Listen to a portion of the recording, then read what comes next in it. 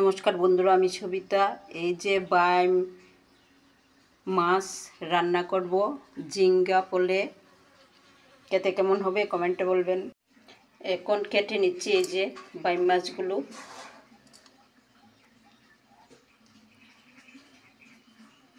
বাইম মাছগুলি রান্নার জন্য কড়াতে তেল দিয়ে দিচ্ছি।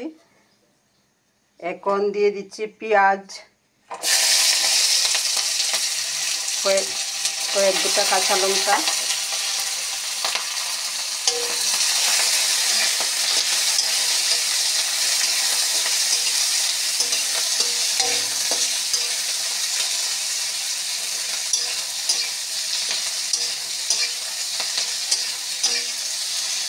পেঁয়াজগুলো হয়ে আসছে।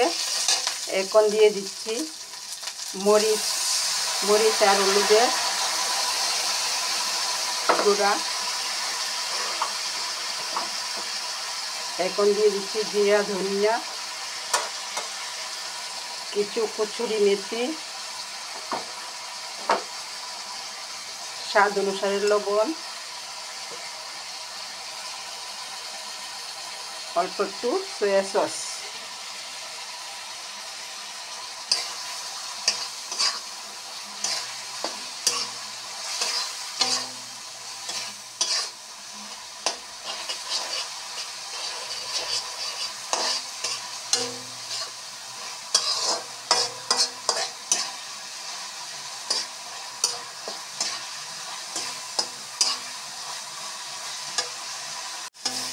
সব মশলাগুলো ভাজা হয়ে গেছে, তেল ছেড়ে ছেড়ে আসছে। এখন দিয়ে দিচ্ছি এই যে মাছগুলো।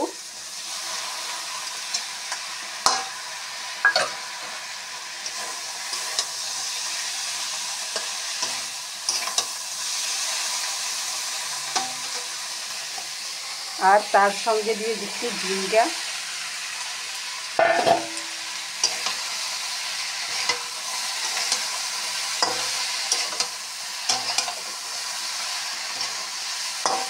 একসঙ্গে সিদ্ধ হবে। এখন ঢাকনা দিয়ে রেখে দেব কিছুক্ষণ সময়। সিদ্ধ হবে।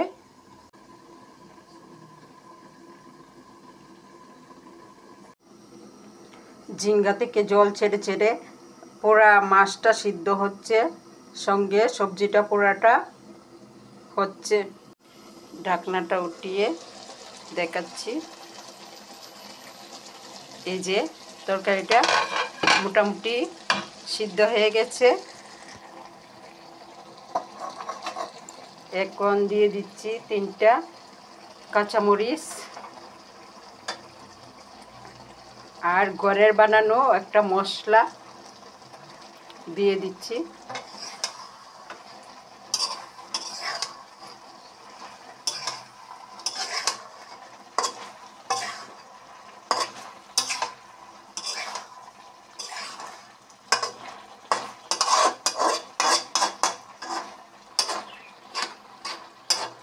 ঝিঙ্গা থেকে কোনো জল দেয়নি, ঝিঙ্গা থেকে এই জলগুলি বেরিয়েছে।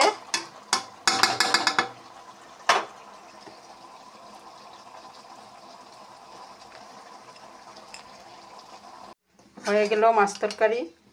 এখন নামিয়ে নিচ্ছি।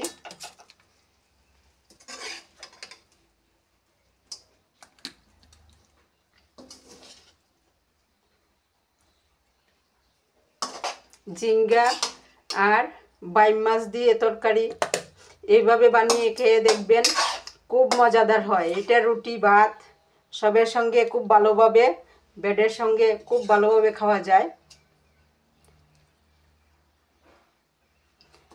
আর কমেন্টে বলবেন আমার রান্নাটা কেমন হয়েছে।